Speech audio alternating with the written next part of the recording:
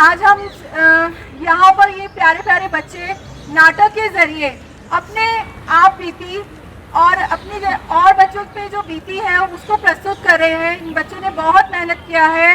आओ मिलकर सब सुनते हैं इस नाटक के पीछे की मंशा, इस नाटक के पीछे का अवेयरनेस, उस मैसेज को समझते हैं कि ये बच्चे हमसे क्या बताना चाहते हैं, क्या दिखाना चाहते हैं, उस असलियत को रूबरू कराना चाहते हैं जो स्कूलों में हमारे साथ होता है। उस असलियत को जो हम घर बैठे माँ बाप कई बार नहीं जान पाते, नहीं देख पाते हैं, ये बच्चे इस नाटक के जरिए, इस नुक्कड़ नाटक के जरिए सच्चाई सामने ला रहे हैं कि स्कूल्स में बच्चों के साथ एक्चुअली में होता क्या है और हमें दिखाया क्या जाता है और सबको छुपा दिया जाता है। रजिस्टर्स के अंदर, ऑफिसेस के अंदर ही ताले में बंद रह जाती हैं ये आवाजें, ये शोर, ये बातें, वो बातें आज सामने आ रही है। आप बहुत ब्लेस्ड है, हम सब बहुत ब्लेस्ड है, हमें मौका मिला दिखाने का ताकि और बच्चे इस दर्द से ना गुजरे। तो आप इन बच्चों का प्रोत्साहन बढ़ाइए और यहीं बने रहिए। धन्यवाद।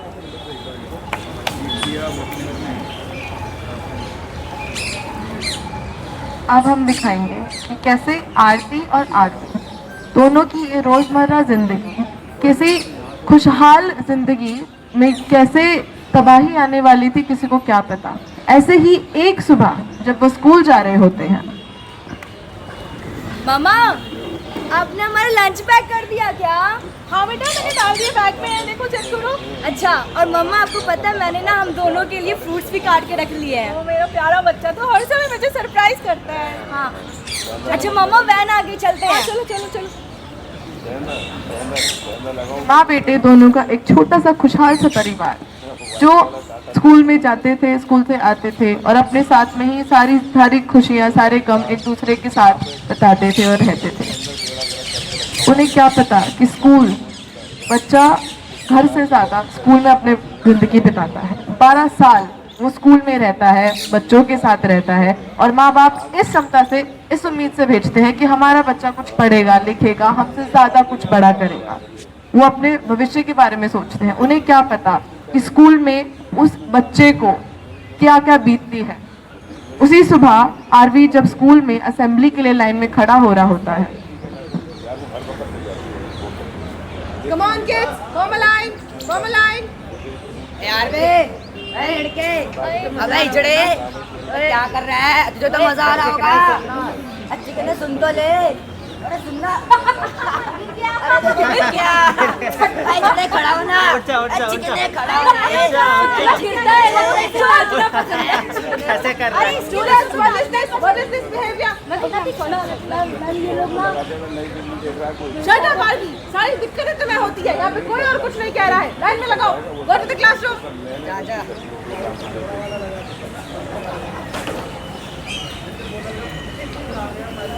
कुछ इसी तरह जब बच्चे टीचर्स को बताते हैं कि मैम ये मुझे छेड़ रहा है, टीचर्स भी नजरअंदाज कर देती हैं। और ये सिर्फ क्लासरूम में नहीं, क्या ये सिर्फ मजाक है? क्या छेड़ना मजाक है? क्या बोलना मजाक है? क्या हिजड़ा छक्का ये बोलना मजाक है? इसी तरह क्लासरूम में भी कुछ ऐसा होता है। Come on kids, open up. Take out your notebooks.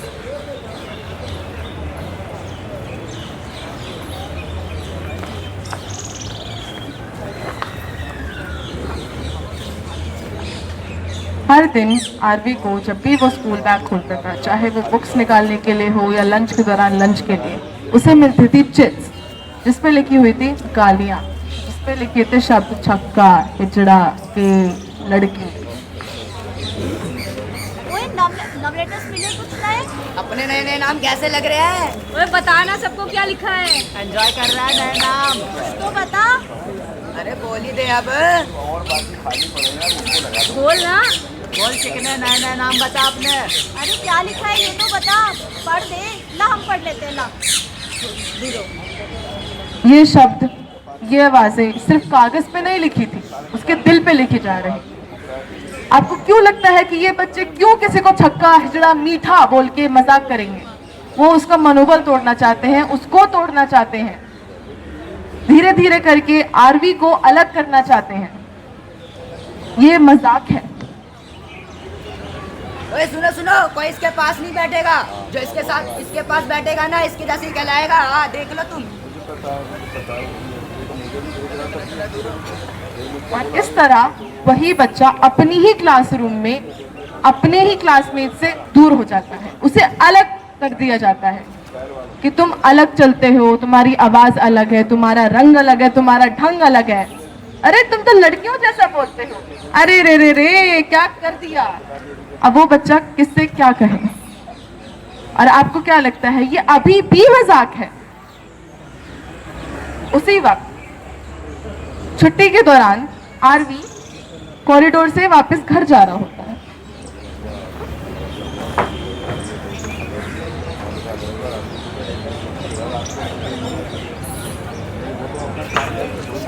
कहाँ जा रहा है? कहाँ जा रहा है? बस बहुत हो गया तुम लोगों का। मैं सबकी कंप्लेंट करूंगा प्रिंसिपल से। तू हमारी कंप्लेंट करेगा प्रिंसिपल से? हाँ। बेटा हमारी पहुंच मिनिस्टर्स तक है, तुम दोनों माँ बेटे कुछ नहीं कर सकते। तुम तेरी माँ का भी रेप कर देंगे और तू कुछ कर भी नहीं वो भी पाएगा। पब्लिकली, और तू कुछ नहीं कर पाएगा, दोनों हाथ पे हाथ धरे रह जाओगे। देखिए क्या मिनिस्टर तक पहुँचे है। छोड़ो छोड़ो छोड़ो। अरे नाच तेरे को नाचना पसंद है? अरे नाचना। तेरे को नाचना पसंद है? नाच। नाच। अरे टीचर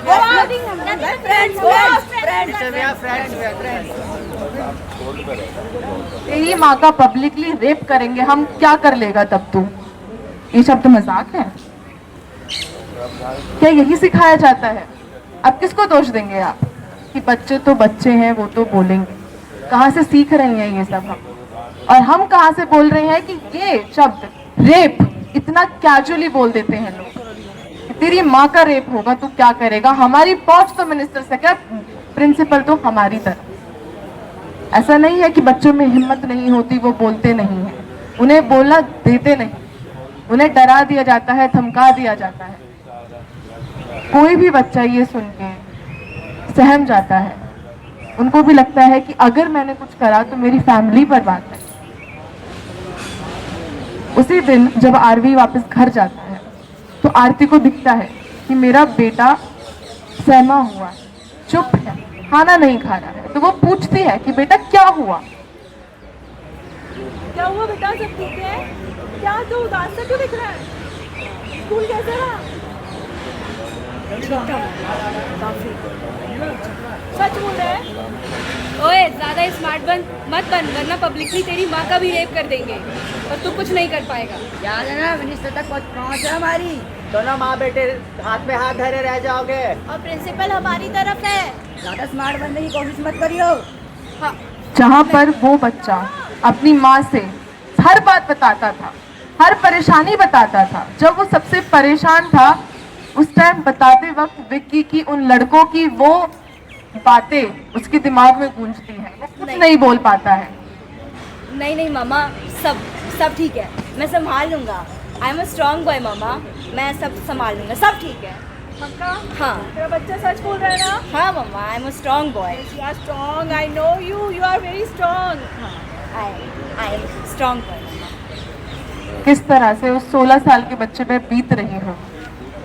उसे लगता है कि अगर वो बता दे कि मम्मी मुझे परेशानी हो रही है, ये बच्चे मुझे छेड़ रहे हैं, तो वो बच्चे उसकी माँ तक जाए कि वो अपनी परेशानी ना तो वो स्कूल में किसी को बता पा रहा है, ना उसके दोस्त उसके साथ में है, ना अपनी माँ को बता पा रहा है। वो बच्चा जाए तो जाएगा, लेकिन फिर भी वो हिम्मत करके अपनी मम्मी के पास बोलता है, मम्मा मुझे इस साल सेक्शन चेंज करा दो, मुझे इस बार इन लड़कों के साथ इस साल नहीं बिताना है।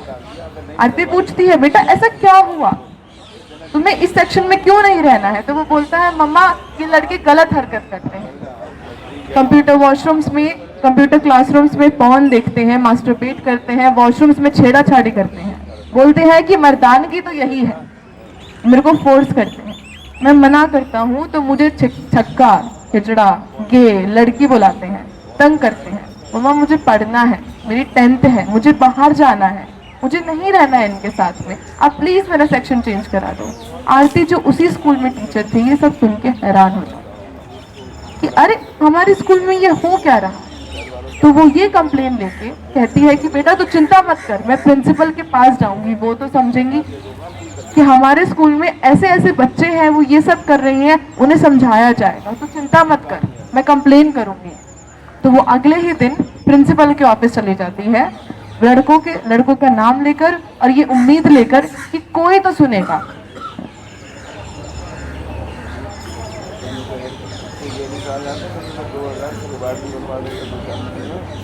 मैं come in ma'am. Yes come in. Ma'am मुझे कुछ आपसे बहुत इम्पोर्टेंट शेयर करना है।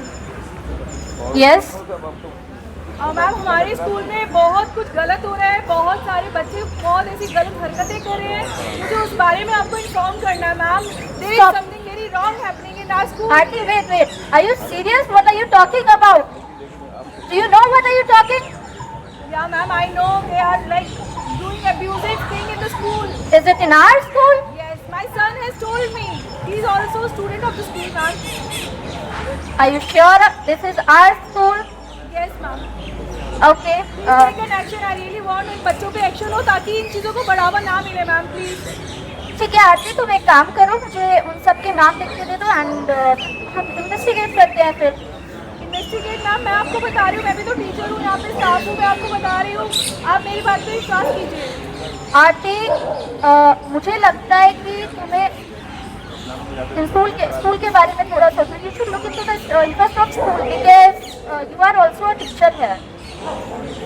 I wanted to inform you, please. I request to take an action to them. माँ बाप को बताना होता है ऐसे, माँ बाप की लड़ाइयाँ हो जाती हैं, मतलब हमने बहुत सारे केसेस देखे हैं आरती, इसमें बस माँ बाप की लड़ाइयाँ होती हैं। आपको आरवी को मूव ऑन करना सिखाओ, उसको थोड़ा स्ट्रॉन्ग बनाओ, इससे कुछ नहीं होता है। और मुझे लगता है कि तुम्हें नौकरी भी करनी है ऐसे स्कूल में, और बाकी आगे तुम समझदार हो। Okay ma'am. और कुछ इसी तरह आरती को भी नौकरी के नाम पे धमका, ये बता के कि नहीं स्कूल की इज्जत का क्या होगा, टाल दिया जाता है। अब आप सब सोचते हैं कि भैया अगर ये सब हो रहा था स्कूल में, बच्चा तुम्हें पता है बच्चा तुम्हारा परेशान हो रहा है, तो कुछ करा क्यों नहीं? ब्लेम देना तो आसान होता है ना। अरे विक्टिम है तो पहले क्यों नहीं मना करा, बोला क्यों नहीं उनसे कि मत करो वरना कंप्लेन कर दूंगा? आपने देखा क्या हुआ। फिर अपनी मम्मी से क्यों नहीं बोला? आपने देखा वो भी क्या हुआ। अरे उसकी माँ को तो कुछ करना चाहिए था, अब वो भी तो लेके गई ना। फिर प्रिंसिपल ने भी तो कुछ नहीं कहा उनसे। अब आप किस किस को ब्लेम देंगी, कैसे कैसे टालेंगे? यहाँ पे अपराध किसका है बताओ, किसकी गलती थी? और अभी यहीं तक खत्म नहीं होता है सब।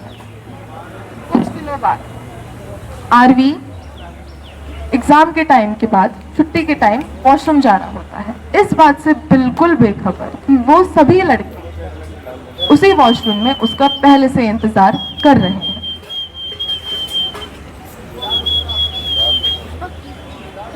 कौन है? कौन है? करेगा हमारे।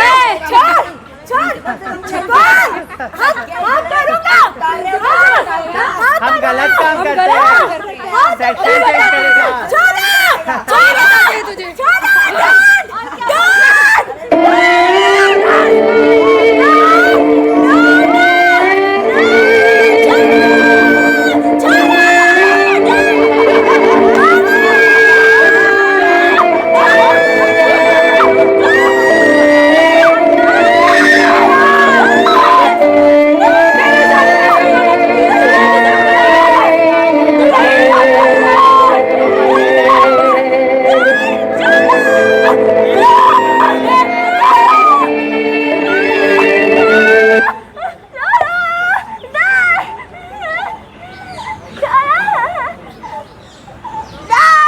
वो लड़के उसे फोर्स करते हैं और वो मना करता है, बोलता है कि नहीं, डोंट टच मी।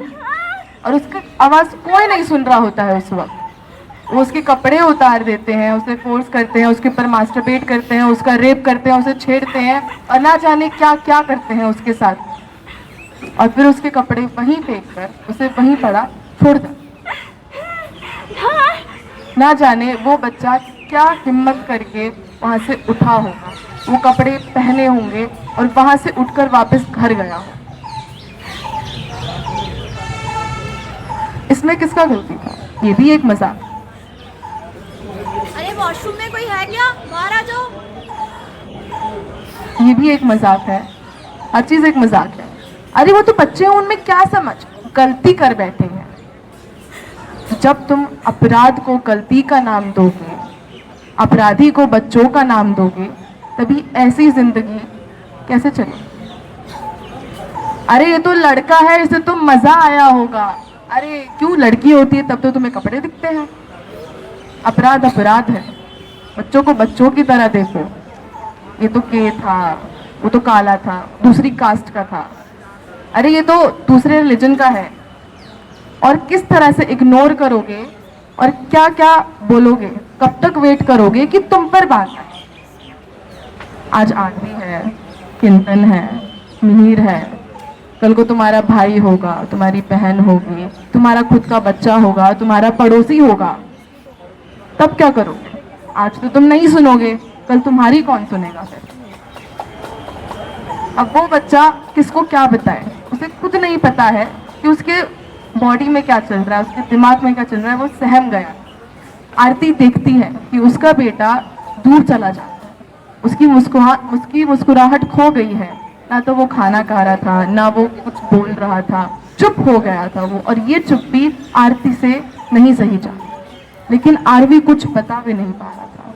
तो आरती इस अंजस्मस में थी कि क्या हुआ है मेरे बेटे के, उसे कौन बताए कि क्या हुआ है बेटे के साथ। इसी तरह एक टाइम उसको, आरवी को वो सब सारी बातें याद आती हैं, उन लड़कों की आवाज आती है और वो सब फील करने लगता है और वो डर जाता है।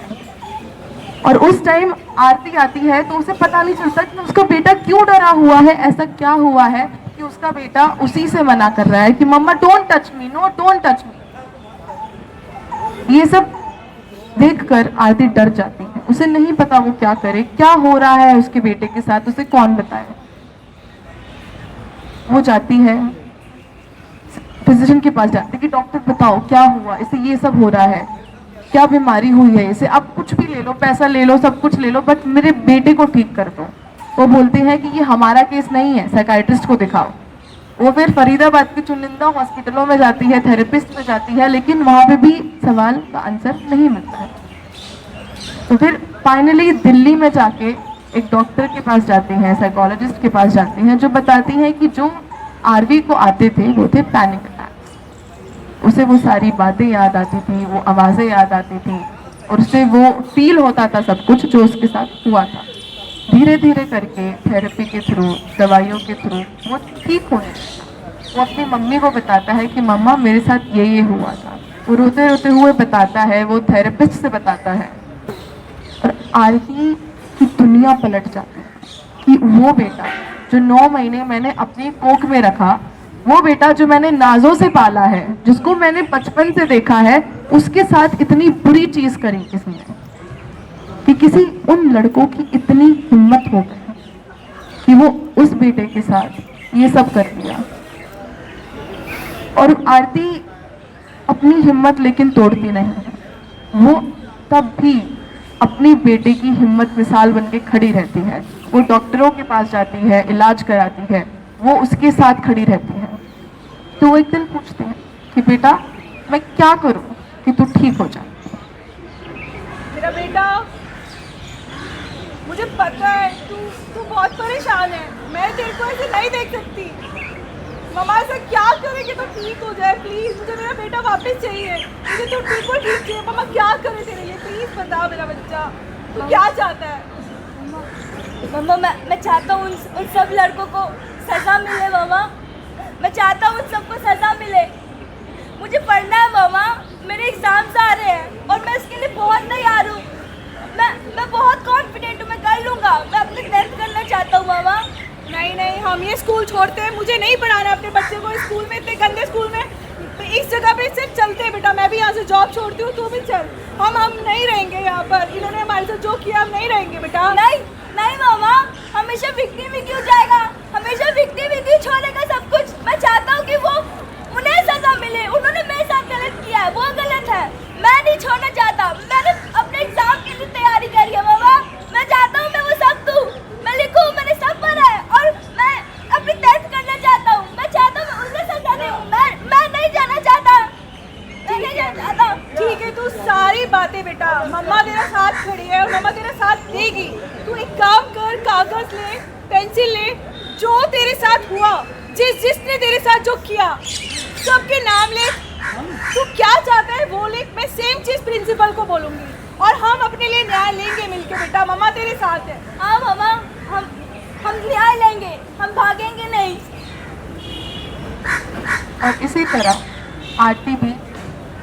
आरवी की इस हिम्मत को जोड़ते हुए वो देखती है कि नहीं, मेरा बेटा हिम्मत कर रहा है, उसे पढ़ना है, उसे अपनी वो 1 साल क्यों बर्बाद करे। तो वो प्रिंसिपल के पास जाती है, प्रिंसिपल को बहुत लेटर लिखती है पूरा एक्सप्लेन करके कि इन लड़कों ने ये करा, ऐसा करा, सेक्सुअल हरासमेंट का लेटर लिखती है, ईमेल लिखती है, और स्कूल 1 महीना लगा देता है उसका जवाब में। और उस 1 महीने में वो सब बच्चे स्कूल से निकल जाते हैं। और फिर जो जवाब आता है वो ये है कि आरती, स्कूल में तो बच्चे हैं ही नहीं, ये तो हुआ ही नहीं था, आप केस किस चीज का बना रहे हो ये बताओ। और उसी स्कूल में आरती को और आरवी को टॉन्ट दिए जाते हैं। आरती को बोला जाता है कि अरे तुम तो बड़ी टेंशन ले रहे हो, मेरे बेटे के साथ ये हुआ, मेरे बेटे के साथ वो हुआ, अरे इतना मत बोला करो, इतनी सिंपैथी नहीं देगी दुनिया तुम्हें, काम करने आई हो काम करो, तो तुम्हें वो भी नहीं करना है। हर रोज उसे ताने मिलते थे, धमकियां मिलती थी कि अगर ये स्कूल छोड़ दिया तो कहीं और नौकरी नहीं मिलेगी तुम्हें, बच्चे को पढ़ाना है कि नहीं पढ़ाना है। अब उन्हें क्या पता कि वो बच्चा और वो माँ हिम्मत जुटा के दोबारा जीना चाह रहे हैं। थेरेपी के दौरान ही थेरेपिस्ट बताती है कि आरवी को डिसलेक्सिया है, और वो बताती है कि सीबीएसई में ये प्रोविजन है कि स्क्राइब प्रोवाइड करा जाएगा। तो वो आरती फिर स्कूल से दोबारा लड़ती है, दोबारा बोलती है कि मेरे बेटे को ये दिक्कत है और ये गाइडलाइंस में लिखा है। और स्कूल वाले फिर टॉन्ट मारते हैं, फिर 10 लेटर, फिर 10 ईमेल, फिर 2-3 महीने, कि इसके बाद भी सीबीएसई से फाइनली स्क्राइब आ जाता है। आरवी अपनी 10th की बोर्ड की पढ़ाई जारी रखता है। वो कहता है मम्मा सिर्फ 2 ही तो महीने हैं, मैं क्यों साल बर्बाद करूं अपना। धीरे धीरे थेरेपी के थ्रू, दवाइयों के थ्रू उसकी पैनिक अटैक्स कम होते हैं। आरती देखती है कि उसके बेटे के चेहरे पर मुस्कुराहट थोड़ी ही सही, लेकिन धीरे धीरे वापस आ रही है। चाहे बच्चों ने इनका मनोबल तोड़ दिया हो, चाहे उन्होंने पूरी कोशिश करी हो कि इनसे जीने की ख्वाहिश इनसे ले जाए, वो दोबारा हिम्मत कर रहे हैं, वो दोबारा वो घर बना रहे हैं जो उन्होंने तोड़ा है। धीरे धीरे करके वो करते हैं।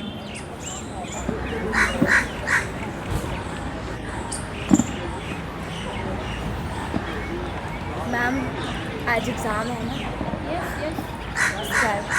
स्क्राइब की क्या ज़रूरत है, ये डायलेक्सिया वगैरह कुछ नहीं होता है, आप बैठो। पर मैम मैं लिख नहीं सकता, मैं नहीं कर सकता। देखो आरवी, डिसलेक्सिया वगैरह कुछ नहीं होता है, स्क्राइब की आपको ज़रूरत नहीं है, आप बैठो और खुद लिखो। नहीं आप ठीक हो बिल्कुल। प्लीज़ मैम प्लीज़, मैं मुझे सब आता है। This is your answer sheet and question paper over there, please sit and write by yourself. मुझे सब आता है ma'am, please please Aarvi please sit by, okay sit and write your paper.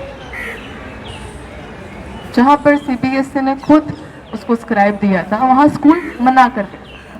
जो बच्चा हिम्मत जुटा के जिंदगी जीने की कोशिश दोबारा करता है, वहीं पे उसकी हिम्मत वहीं तोड़ दी जाती है। जहाँ उसकी तबीयत ठीक हो रही थी, जहाँ उसकी पैनिक अटैक्स कम हो रहे थे, वहीं वो दोबारा आने लगते मुझे हैं। सब आता है।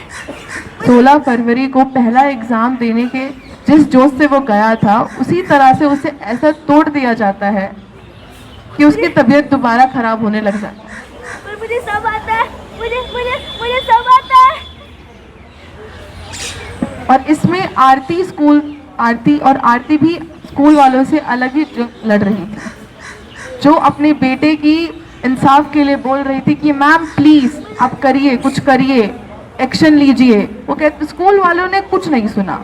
अब ये बताइए गलती किसकी है, स्कूल वालों की, बच्चों की, उनके माँ बाप की जिन्होंने अपने बच्चों को नहीं सिखाया। अब ये बताइए गलती किसकी है यहाँ पे। ये भी एक मजाक है। कब तक ये मजाक रहेगा। 23 फरवरी की रात को आरवी अपने दोस्तों से बात करता है। वो बताता है कि यार थक गया हूँ, बहुत हिम्मत करी है मैंने, बट मैं जब भी खड़े होने की कोशिश करता हूँ वो दोबारा मुझे गिरा देते हैं।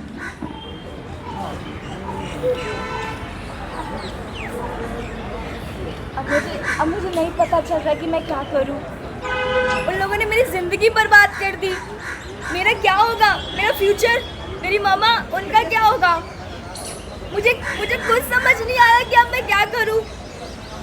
मुझे कुछ समझ नहीं आ रहा। उन लोगों ने मेरी ज़िंदगी बर्बाद कर दी। मैं अपनी मामा को क्या कहूँगा, उनका क्या होगा, मुझे नहीं पता। मुझे नहीं समझ आ रहा कुछ भी कि अब मैं आगे क्या करूं। मुझे कुछ समझ नहीं आ रहा कि मुझे आगे क्या करना चाहिए। अब मुझे कुछ समझ नहीं आ रहा।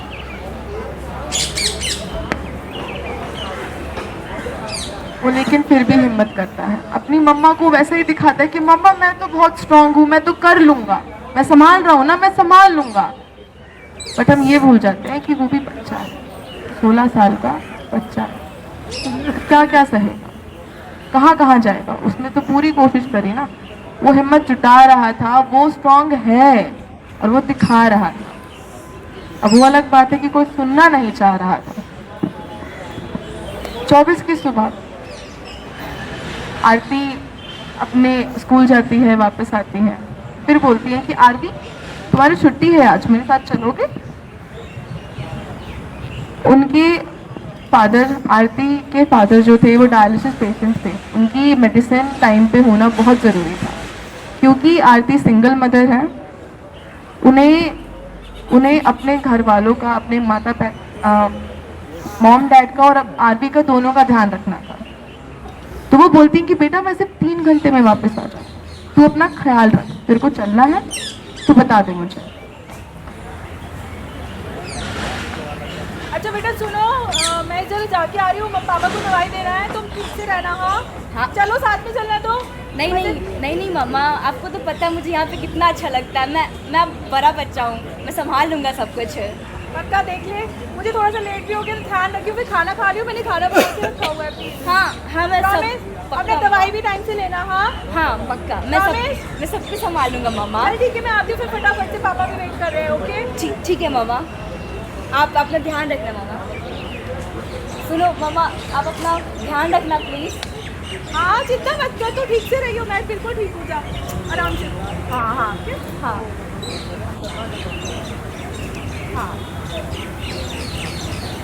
आरती को नहीं पता था कि वो शाम और वो आरवी के साथ में उसका लास्ट पल होगा, कि वो गुड बाय आखिरी ही गुड बाय है। और इसी तरह उस दिन आरवी हिम्मत हार देता है। और ये सुसाइड नहीं था, सुसाइड ये था ही नहीं, क्योंकि जीना तो उसने चाहा, जिंदगी की हर मोड़ पे उसने चाहा कि वो जिए। लोगों ने खूब कोशिश करी कि उसे डराए धमकाए, उसे तोड़ना चाहा, वो फिर भी खड़ा हुआ। उस बच्चे की हिम्मत देखो कि वो फिर भी खड़ा हुआ, लेकिन आखिरी में वो थक गया। और आखिरी में हर वो शब्द, हर वो छोटा मजाक, हर वो छक्का, हिजड़ा, गे, तुझे तो मजा आता होगा, तेरी माँ का भी रेप होगा, हर ये शब्द उसके दिमाग में गूंजे होंगे। ना जाने क्या क्या उसके दिमाग में हुआ होगा कि वो इतनी ऊंचाई पे खड़े होके उसे मरना आसान लगा जिंदगी जीने से। उसे ये दुनिया इतनी जालिम है कि उसने उसे जीने भी नहीं दिया।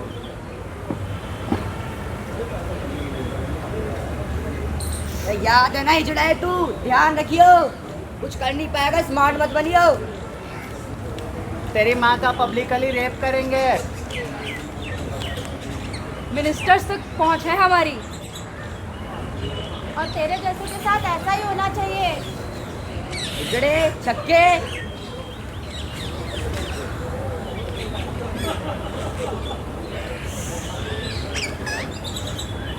वो कूदा नहीं था। हर वो इंसान जिसने सुनी नहीं, हर वो इंसान जिसने नज़रअंदाज कर दिया, इवन नाउ हर वो इंसान जो कहता है कि अरे क्या करोगे, वो तो गे था ना, ठीक है, मजाक था, जिन्होंने करा वो बच्चे थे, लेकिन ये अपराध नहीं था, ये मजाक था। तुम इग्नोर करोगे, कब तक वेट करोगे कि तुम पे बात आए? फिर कौन सुनेगा तुम्हारी? तभी तो लोग तो यही तो सोचते हैं कि अरे नहीं नहीं, बाहर होने तो जो हो रहा है, जिसके साथ हो रहा है, हमें क्या, हमारे घर में तो नहीं है ना। अरे हमारे साथ ऐसा हो ही नहीं सकता है, क्योंकि भगवान ने स्पेशल एंट्री दे रखी है आपको। ऐसा कुछ भी नहीं है। जब आरती वापस आती है और वो सुसाइड लेटर पढ़ती है जो आरवी छोड़ के गया है,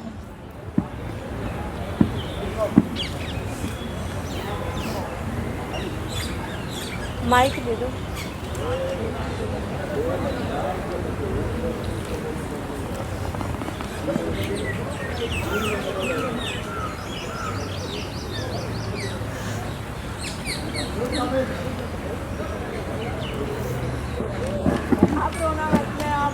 बुलाती, मेरी मम्मी भी आए। Dear Mama, you are the best mom in this planet. I'm really sorry that I could not be so brave. This school has killed me. Special higher authorities, and he has written the name of the lady and others. I can't live in this hateful world. I tried my best to survive, but it seems like life wanted something else. It seems like life wants something else. If I don't survive, Mama, then please get yourself a new job, and please remember, never stop doing art. You are an angel, and I was really blessed to have you in this birth. You did everything right and possible, but yes, I am not strong. I am weak. I'm sorry. The society will say and tell you many things, Mama, but just don't hear them and don't believe them. You are best. You are amazing. Always remember that. Tell Ninna and Bade Papa about my sexuality and whatever happened with me. And please handle them. I know you are warrior and you can do it. Please remember, you can do it and achieve anything. You are wonderful, strong and beautiful and amazing, Mama. Don't care what others says. They are, he abused. And there this line ended. ये मेरे बच्चे के आखिरी शब्द, ये मेरे बच्चे की आखिरी उम्मीद, आखिरी होप वो मुझे दे के गया है, वो मुझे वॉरियर बना के गया है। उसको पता नहीं इतने बड़े बड़े शब्द इतनी छोटी सी उम्र में कैसे समझ आ गए, जो हम बड़ों को नहीं आ पा रहे अभी तक। हम एक दूसरे को समझते ही नहीं है, हम अपने बच्चों को समझाते नहीं है कि दूसरे के बच्चे के साथ ऐसा करोगे, उसके परिवार में उसकी ज़िंदगी में क्या बीतेगा, कौन सा बच्चा किस बैकग्राउंड से आ रहा है, उसके माँ बाप है नहीं है, उसके घर में कोई फाइनेंशियल इश्यूज़ है, उसके घर में कोई अदर इश्यूज़ है जो वो नहीं छुप के बोल पा रहा है, वो उदास है, उसके कंधे पे हाथ रख के कभी पूछा है बेटा दोस्त क्या हाल है? हम तो चिढ़ाते हैं ना, हम उसको साइड लाइन कर देते हैं, हम उसके साथ खाना खाना छोड़ देते हैं, उठना बैठना छोड़ देते हैं, हम सब कुछ छोड़ देते हैं, पर हम इंसान नहीं बनते। हम हमारी सबसे बड़ी कमजोरी है। और इस सब के बाद, सब कुछ लिखित के बाद, ये सिर्फ एक लेटर है, आरवी के जाने के बाद मुझे 6 लेटर्स और मिले हैं जिसमें उसने अपनी आप बीती और डिटेल में लिखी है, और जो कि कोर्ट में मैंने सबमिट करा है, पुलिस में सबमिट करा है। पुलिस में केस सबमिट करने में मुझे 9 महीने लग गए।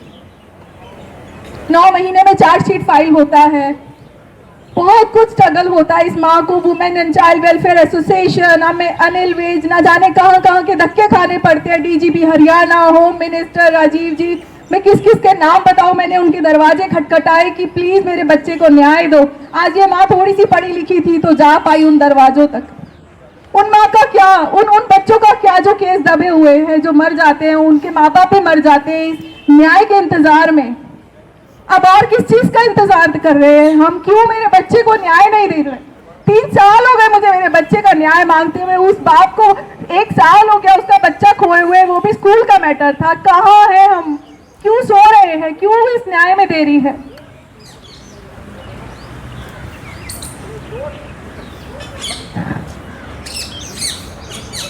सबके लिए बहुत ओवरवेलमिंग रहा है ये सेशन। आई एम सॉरी अगर किसी को कुछ हर्ट हुआ हो।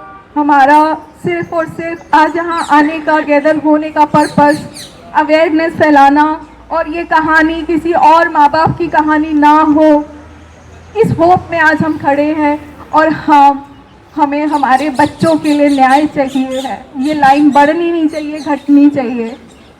आज ऐसा एग्जाम्पल सेट करे सरकार, ये लॉ, ये कानून, ये जुडिशरी की ऐसा कोई केस रिपीट ना हो, किसी और के बच्चे को इस तरीके से ना जाना पड़े। आपको मैं बता भी नहीं सकती, ये तो हमने बहुत कम शब्दों में इन बच्चों ने बताया है, और भी इसके पीछे की कहानियां हैं, और भी इसके पीछे का 3 साल का अब जो मेरे साथ होता आ रहा है 3 साल से, वो एक अलग ही कहानी है जो कि मैं बयान भी नहीं कर पा रही हूँ। ये बहुत दुखद है, ये बहुत ही दुखद है। अपने बच्चे को खोने से बढ़कर के पीड़ा मुझे नहीं लगता है कि संसार में इससे ऊंची पीड़ा। हर दिन मैं उठती हूँ, उसकी चीज़ें देखती हूँ, उसकी बातें याद करती हूँ, उसको मिस करती हूँ। मैंने खाना बनाना छोड़ दिया, जो मैं थोड़ा सा बना लिया करती थी कभी कभी। मैं किसके लिए बनाऊँ, किसको खिलाऊँ, कौन खाएगा? कहाँ गई वो बातें, कहाँ गई उसका सामान है, वो नहीं है। कितना दर्द होता है, तो ये दर्द हमारा समझे, बस यही रिक्वेस्ट है। और thank you so much everybody. कोई कुछ अपने शब्द रखना